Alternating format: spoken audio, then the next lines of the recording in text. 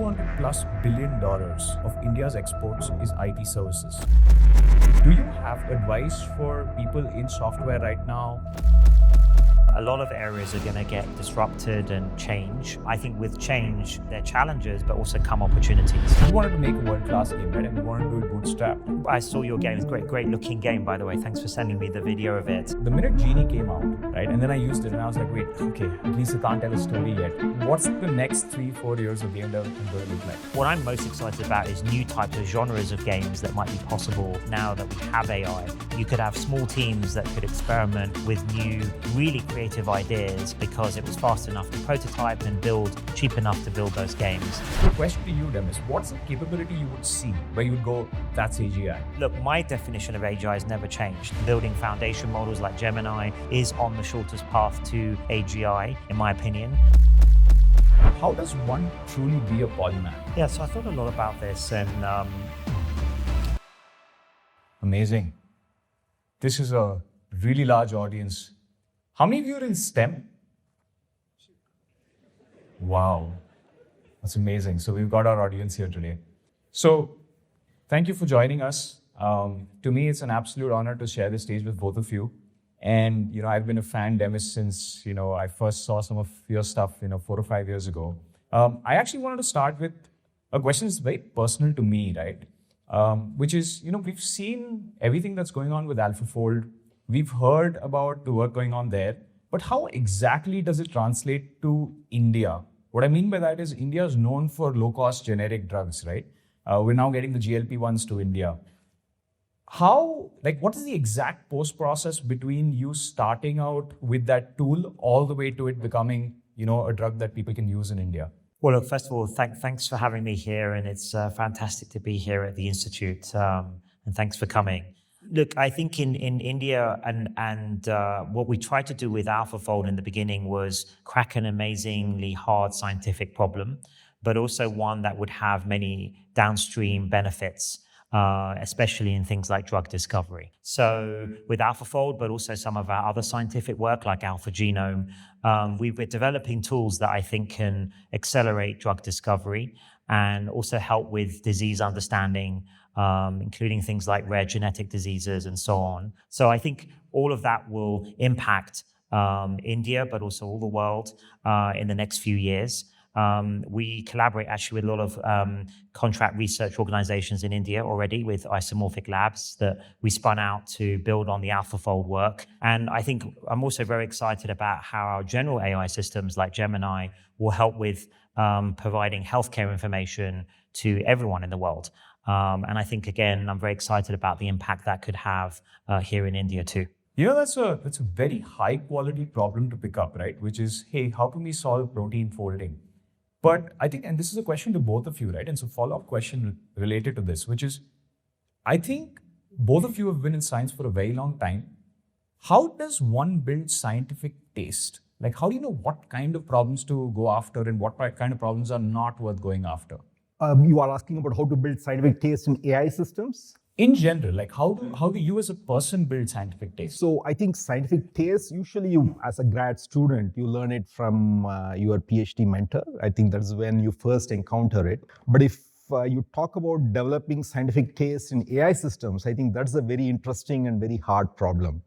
There have been some interesting attempts like the Ramanujan machine, which they try to sort of replicate the intuition that Ramanujan had. And also, but on the other hand, if you use standard things like reinforcement learning from human feedback, that sort of tends to average things out and you tend to revert to the mean, and I don't think you get interesting things from there. What I think maybe is, maybe you build a custom-built LLM, which then is mentored by a master scientist, and so that's a master scientist. The LLM acts like an apprentice to the scientist, and you give constant feedback. You need somebody with a lot of commitment and time to do it. That may be an interesting way, because that is the way we learn from our mentors. So that may be an interesting way to do it. And maybe who knows, you may have future generations of AI who trace their lineage to a human master, and you may have schools, like the Demis Hassabis School of AI Systems or Terence Tao School of AI Systems, which think in a way akin to how they think, about which problems are important, which problems are not important. Because I think if you do it on the average, I don't think you are going to get much. I think it has to be much more, personalized in some sense, but I think Demis may have a different take on that. Yeah, no, I think the question of taste, you can break it down into intuition and creativity. It has aspects of both of those things. It's probably the hardest thing in science. And I think will probably be the hardest thing for machines to be able to mimic. And I think that's good. I think that's what separates the great scientists from the good scientists, human scientists. I would say, every one of you here is, of course, great technically, but then to really discover something new, ask the right question, formulate the right hypothesis, requires good taste. And I think that comes partly from graduate studies and learning from professors, the great professors that you have here, and certainly that's why it was important. I learned a lot of that during my PhD at UCL with my professor, Eleanor Maguire. But I think you can only really develop great taste through doing as well. I don't think you can just passively learn it. I think you have to do it and develop it. And it's a little bit mysterious what it is, I would say, altogether. So we'll have to see if machines are able to develop it or learn it somehow. But I think they're going to need to do active experimentation in the way that we all do through grad school to really understand what it means to do science at the frontier, at the cutting edge. And so, I think it remains to be seen. Maybe we'll understand better what taste is at the end of all of that. Amazing. So you're saying if you run a lot of experiments, you eventually develop a sense for what experiments are worth spending your time on. That's amazing. I have a question for my wife. She texted me on WhatsApp in the morning and she said, you should ask Demis this question, which is, we've seen AlphaFold.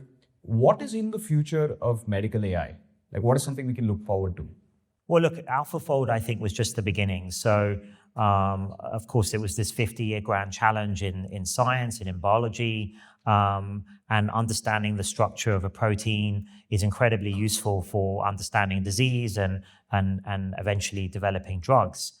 But it's only one small component of the drug discovery process. It's an important component, but it's a small component. So we are trying to develop many other technologies adjacent to AlphaFold at Isomorphic, mostly in biochemistry and chemistry area, to develop the right compounds that will bind to the right part of the protein, but also other properties we care about, like the toxicity, the absorption properties of these compounds, to make sure that actually in the human body, they do the right things and don't have any side effects and so on. And in some ways, those things are even more complicated than the protein structure. But we have a lot of belief that this is possible because of AlphaFold, the success of AlphaFold, which was thought to be an almost impossible challenge, and we were able to do it. So I do think these methods can scale to these very, very difficult problems. And we have some very promising results at Isomorphic and developing these technologies further. And I hope that eventually we'll be able to bring down the drug discovery process. It takes on average, say, 10 years to come up with a new drug.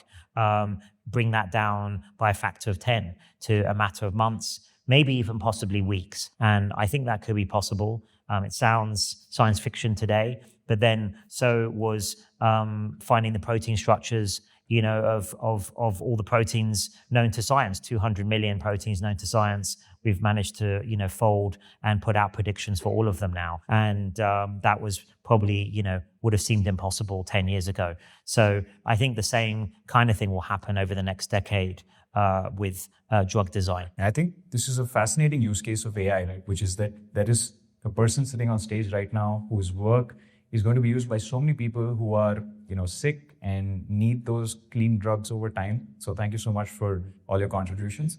Demis, I actually want to switch tracks here and I want to talk about something totally different, which is a personal passion of mine, which is gaming. If we're working on a game, we're working on, I would say, we wanted to make a world-class game, right? And we wanted to do it bootstrapped. But you've been a game developer, right? So you worn many hats. Game dev was one of the first ones you wore. You worked at Bullfrog back then. The minute Genie came out and I saw it, I spent like 5 seconds looking at the screen and I was like, wait, I need to use this, right? And then I used it and I was like, wait, okay, at least I can't tell a story yet. How long do I have left? Like, what date should I release before? And what's the next 3-4 years of game development going to look like?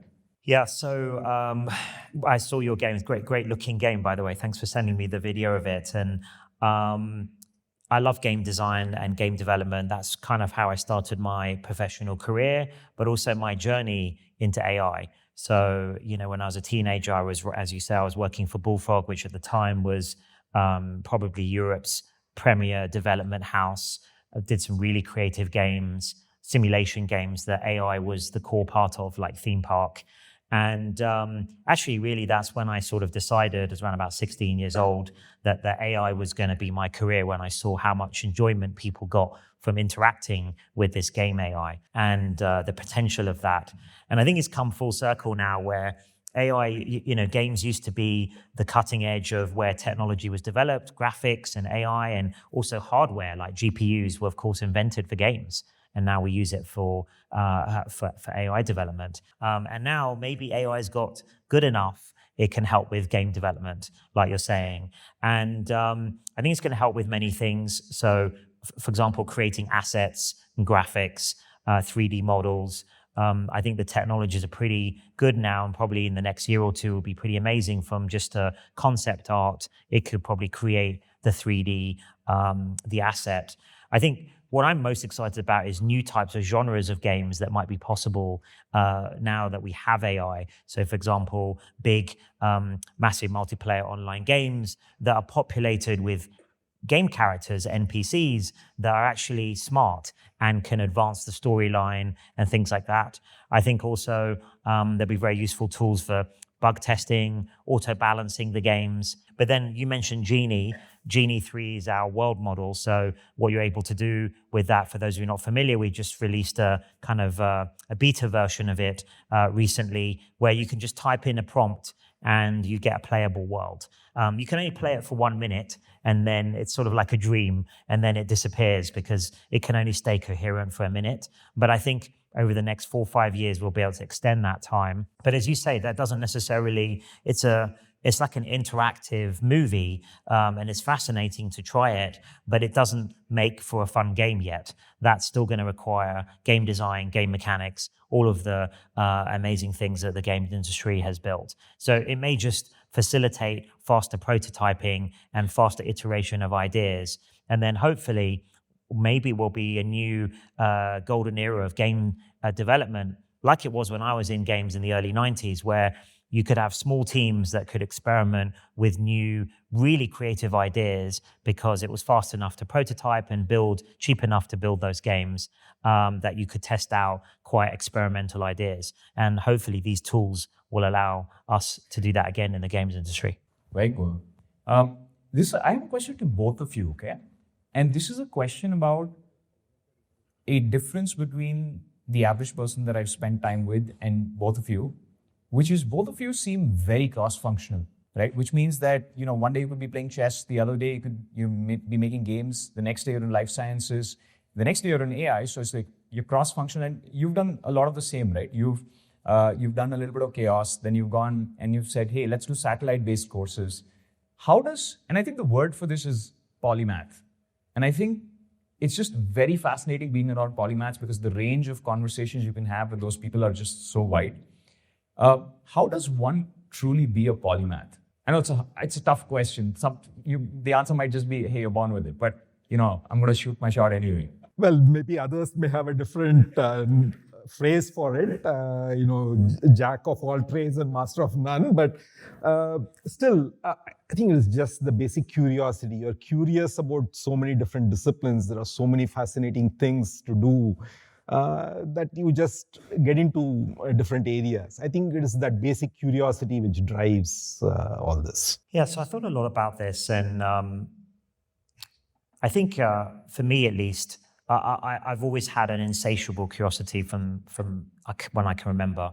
And even in my games career, that happened. So I started playing chess for the England junior chess teams. But then I realized there were many other cool games out there like Go and poker and really interesting things as well, just beyond chess. And a lot of chess players just stay with chess and that's all they play.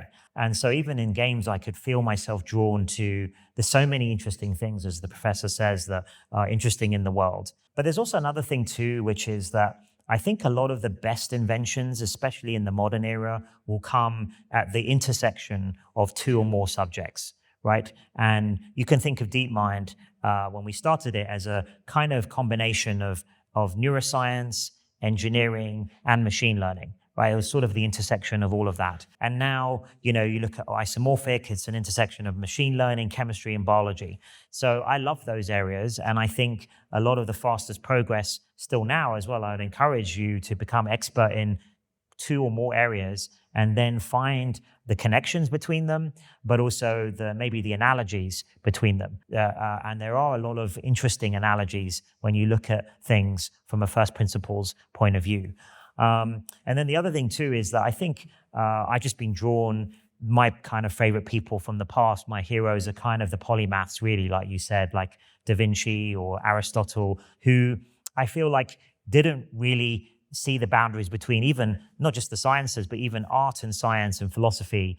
And I like that approach. And I feel these are all about finding out about the world, but just using different techniques. So in the end, if you're curious about how the universe works, you should be curious about it from all these different viewpoints. And I suppose for me, building AI as this sort of ultimate tool for science and discovery, that's kind of given me the excuse to learn about a lot of other subject areas, which I've loved doing because we can apply AI to those areas. Professor, do you think they're making a mistake in science in India by having too many siloed, ways of learning? Because I feel like, sometimes when I speak to people, they say, hey, I'm a mechanical engineer, and there's no way I'd be interested in any other type of engineering.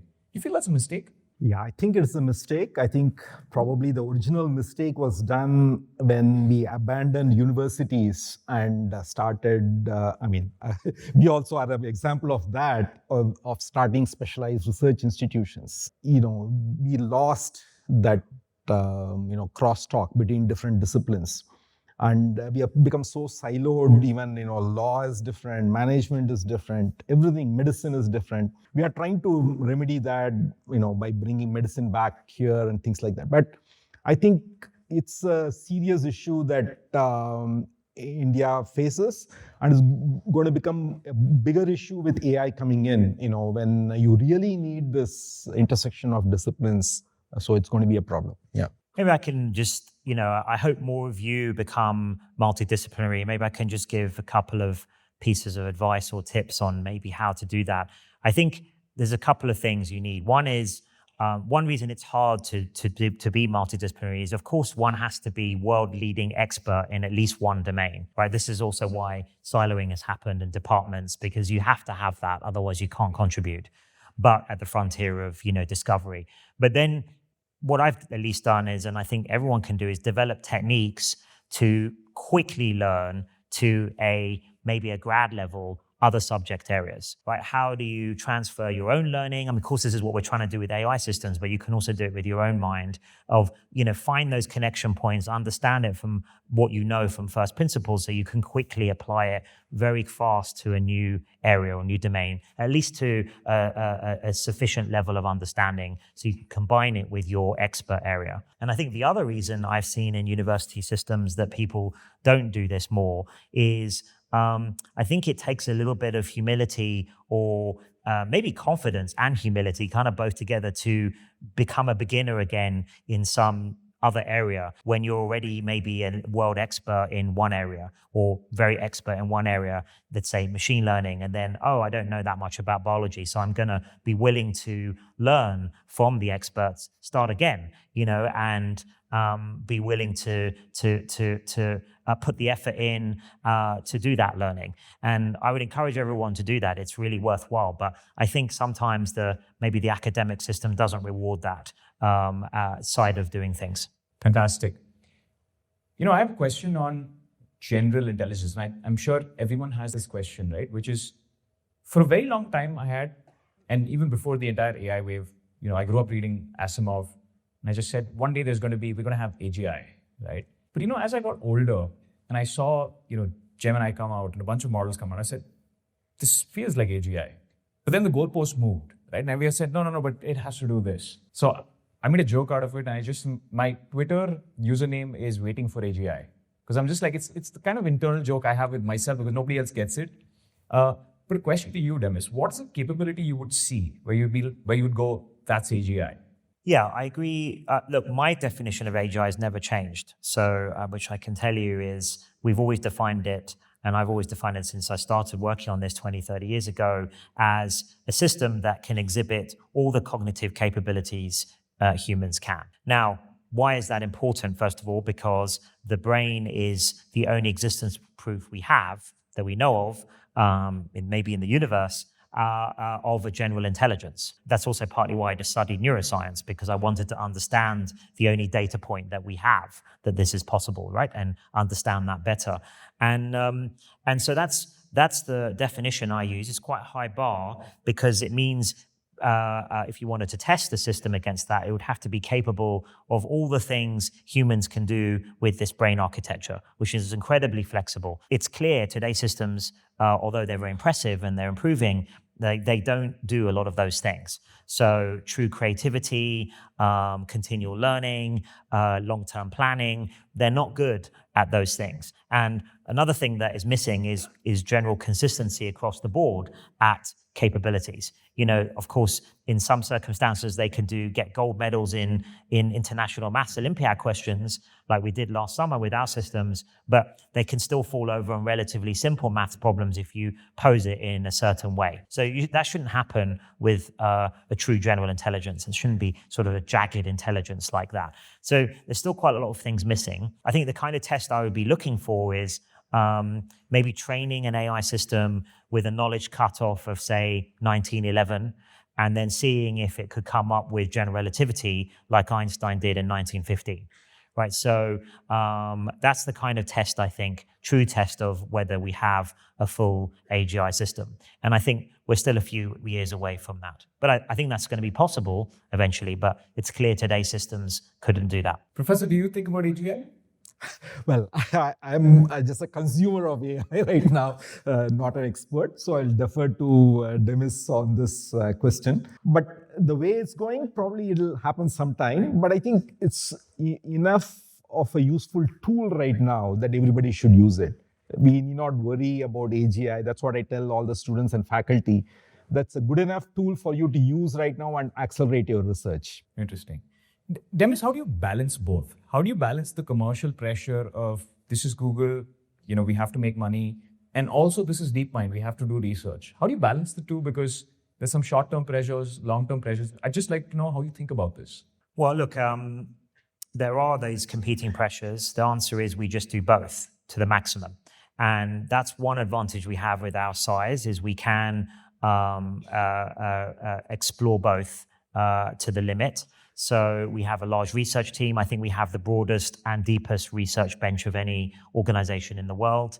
And but we also have, we're like the engine room of Google DeepMind these days, and we have to support that too, right? That's what in the end brings in the revenues and the money and the funds to do more research. And so we have to get that balance right. And roughly half my team work on those kinds of immediate priorities and support for those things. And that's very exciting too, because building foundation models like Gemini is on the shortest path to AGI, in my opinion. But then we have half the team who are doing the next frontier. And it's sort of my job as the leader of that organization to protect the blue sky research and make sure it has room to flourish and deliver maybe on an 18-month, 2-year timescale or more. And we make sure that we're not just overly focused on the near term. So the short answer is we need both. And we've got, I think, that balance pretty good, even over the last decade of, new innovations, but also plugging that in to the latest products. And so billions of people around the world can benefit from it. Professor, do you think about the same problems when it comes to funding for science in India? Like, how do you balance what you want to do versus what there are grants or funding for? Is that a big challenge? It is always a bit of a challenge because now, as you know, India does not have infinite resources. So it has to prioritize resources which are, priority areas for the country. So there are these national missions like the AI mission, the semiconductor mission, and quantum mission, and things like that, where there are deliverables that you are supposed to deliver on. But that, again, of course, conflicts with the general attitude academia has, where you, as Demis said, just do blue sky research. But I think on the whole, we have been able to balance the two. So there are enough avenues for getting funding for basic research. And even with applied research, I think very interesting open research problems can come out of even pursuing applied research. So I think one can do the balance of the two. But funding in general needs to increase in India because we are still at 0.7% of GDP. I think at least we should go to 2%. That would be much more comfortable. And, given our aspirations, I think that would be warranted also. I have a worry, right? And this is a personal worry, which is that $200+ billion of India's exports is IT services. And I read this post recently, which is, it's just XYZ amount of tokens, right? And it's a worry because we have software engineers who are good, but not great. And we do have some great ones, but some of them end up going abroad. But the ones that stay behind, they are competing now against models that are just getting better at doing software. Do you have advice for people in software right now who are working, on these projects and seeing AI rapidly improve? Look, I think a lot of areas are going to get disrupted and change. I think with change, there are challenges, but also come opportunities. So what I would recommend every engineer today, wherever they are, is to lean into these AI tools, get incredibly good at using them. And I think there is a lot of untapped potential there for the youth of today, wherever they are. And what one engineer can do can probably be, 10x of that. I think new startups are going to happen that couldn't have been done before. And so in some ways, it equalizes the playing field because everyone around the world has access to the same tools pretty much. And so it's about everybody figuring out how best to integrate that into their workflows. And then we'll see what the different new industries or new services come out of that. But I think there will be some new, maybe higher level versions of the things that we do today. So you're saying there might be a higher level version of software where you just prompt the thing.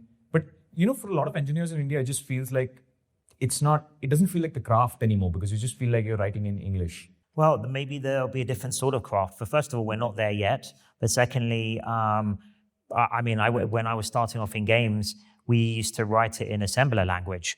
Okay, but then when I was writing Theme Park, we then went to C, C++, and of course now we have Python and all these even higher languages. So one could view this as a continual abstraction that is happening, and I think that broadens actually the access to creativity to more people can try out their ideas and build their ideas. So maybe it's a slightly different skill set that's needed, but going back to this question of taste, I think that's going to increasingly become the valuable differentiator. Amazing.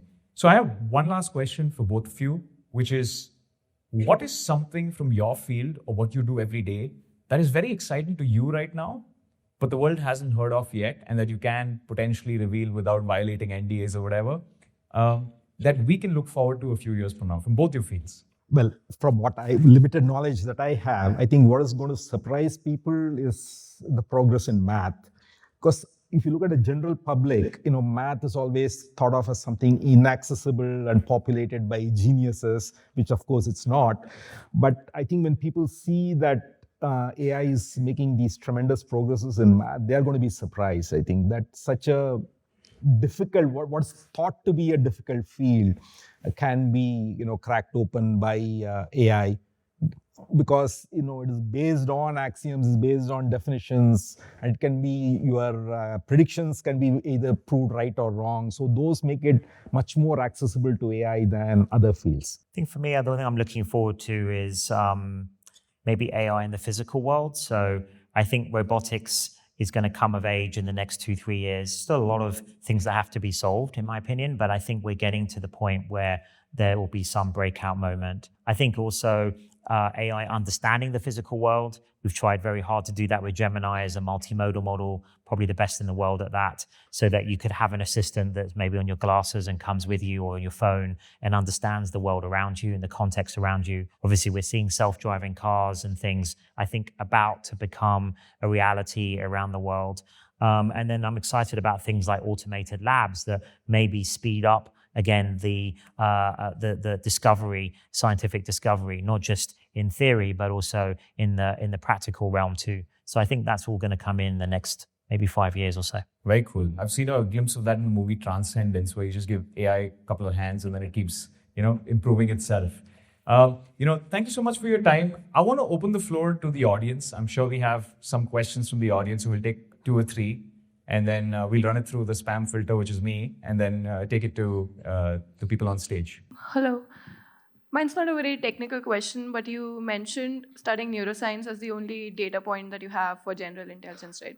So we have all this talk of moving towards neuromorphic designs and everything, but why do we want to move forward to an intelligence that is similar to ours? Not only does it lead to a loss of capital for a large percentage of people, it also leads to a loss of identity, I feel.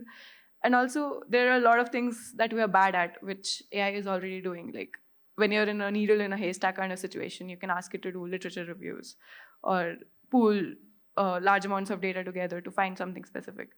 Why not make an alternate intelligence that works in synchrony with ours instead of trying to replace human intelligence? Yeah, so I wanted to be clear about this. It's not about replacing human intelligence. As I explained earlier, the thing about the human brain is it's the only thing, you can think about it as a Turing machine, approximate Turing machine, if you want to think about it mathematically. We have to understand what is true generality. So Turing showed that with the Turing machine, and our brains, I think most people would accept like some kind of approximate Turing machine. So you sort of need to, if you're interested in general intelligence that can be applied across the board, then it has to have roughly that set of capabilities. At least that's the only set that we know of. Other animals are not general enough, for example. So they don't have big enough prefrontal cortexes and so on. So it's not really about replacing humans. It's about understanding what is general intelligence. I think that the tools as to why the industry is doing that is because we find with these general tools, they can transfer to the specialized domains. So it's probably going to be more efficient to develop a general structure that can be used in these more specialized domains than develop hundreds of specialized systems. That's the economic. That's why you're seeing the economic pressure to do that. So there's 2 different things there. One's a scientific question, which I think is very valid, of like what is a general system and how would we answer that question? And then the other is a more economic question. I have a question. How do we use AI to deepen first principles thinking without removing the struggle that builds real understanding? So do you have a framework or steps which would make it easy for us? I think it's down to the individual, It's like the internet, computers. You can use them in ways that will degrade your thinking, but you can also use them in ways, we were talking earlier about becoming a polymath. Well, today's a dream in a way with YouTube and all the information on the internet you have. If for someone who wants to learn something very quickly up to, say, undergrad level, it's all there. Like the best lecturers in the world, all of that. So that's one way you can use this technology. Obviously, with AI, if you use it in a lazy way, it will make you worse at thinking, critical thinking, and so on. But that's down to you as the individuals. No one can help you do that. The technology is sort of neutrally sitting there. You need to be smart enough to use these new technologies in ways that will enhance your thinking rather than make it worse. Yeah, I get the point what you're trying to tell, but also, as you told, we have so many resources for learning. So we might get into the pool of learning from which resource and like listing down the resources. So what would be the better mindset for us to narrow down the resource and get into the learning pool? I think the number one thing that you should do when you're in school and other things is work out how you learn, learning to learn. That's the number one thing. I'm surprised that is not taught more in schools and so on. Figure out how you learn best. There isn't going to be one answer for everyone. You need to think that through, how you work best, what environment, what modes that you work and learn best in, and then double down on that. Did something work for you, like the art of how to learn? There'll be a little bit, yes, but it's not possible probably to explain it in 1 minute. So it's many things. It's just sort of developing the mind. For me, actually, it was games I trained my mind on. Made multiple games that exercise different parts of, the thinking process, and getting really good at getting capable at that. So it's kind of the way we developed AI for early days of DeepMind, using games as a proving ground for testing out your own ideas. I have a question around memory. So amongst all the neurological aspects, I find memory to be very intriguing. Like the way, hippocampus works and how we try to model episodic memory, semantic, the long term, short term. Like sometimes I get glimpses of what happened in my childhood. It's not about weighted averaging, right? It's some glimpses that remains. And for example, if you hear any keyword and that strikes something else for you and probably for someone else something else, how is foundation models trying to handle this problem? How are we planning to handle this? Because currently it's very systematic, like something that you can interpret. But as far as I've seen, memory is a very abstract concept. It's very difficult to understand how brain resolves it. What's your take on it? Yeah, so I agree with you. It's one of the most interesting things. That's why I studied memory as well, and hippocampus, as you probably know, and imagination. Partly because machines in those days were very bad at those things, to some extent still are. So we're kind of,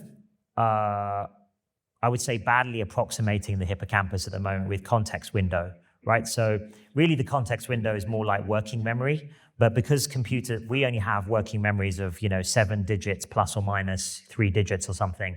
But of course, a computer can have, like Gemini, 1 million token context window. But the problem is, I think that's still not as good as episodic memory, where it's kind of brute force, right? You're remembering everything, when in fact, most tokens are irrelevant, and you want to only remember the important things, which is the way human memory works, right? We remember the emotional things actually better than the neutral things. So both positive and negative. Maybe that's one of the functions of emotion. We don't need to remember everything we've seen today. We'll just remember some of the key moments that might be useful for learning or for future use or for imagining new or simulating new scenarios. So I think even in the realm of AI and machines, where we can have millions of, or maybe tens of millions one day, or billions of memory units, you still pay a cost of searching that memory, right? So I think of our video models, or our project Astra, which is supposed to work on glasses, can record maybe 20 minutes of video. That's about 1 million tokens, right? First of all, that's not a lot of time. Secondly, to then find something in that is quite expensive, right? Because you have to look through everything. And so I think, ironically, one of the things we maybe are missing is forgetting, or if you want to talk about in computer science language, garbage collection, so that you actually compress what you're remembering, and maybe consolidating it as well, if for those of you neuroscientists in the audience, so that it's just efficient, the things that you are remembering and you have to sort of search through. I have a follow-up to that, which is, in high school biology, I read that the amygdala and the hippocampus fire together, right? So like you said, when you're very emotional, you tend to remember things. Is there amygdala equivalent for LLMs? Not at the moment, but maybe they should be. I don't think you'd want it to be like emotional amygdala like the human, like we have. I think it would, but maybe some value judgment at the point of writing the memory that makes some kind of value calculation on how useful would this memory be for future learning or future behavior, probably would be pretty useful, and it's something that we are researching. Amazing. Thank you so much, everybody, for joining, and of course, to you for being on stage and giving us your time.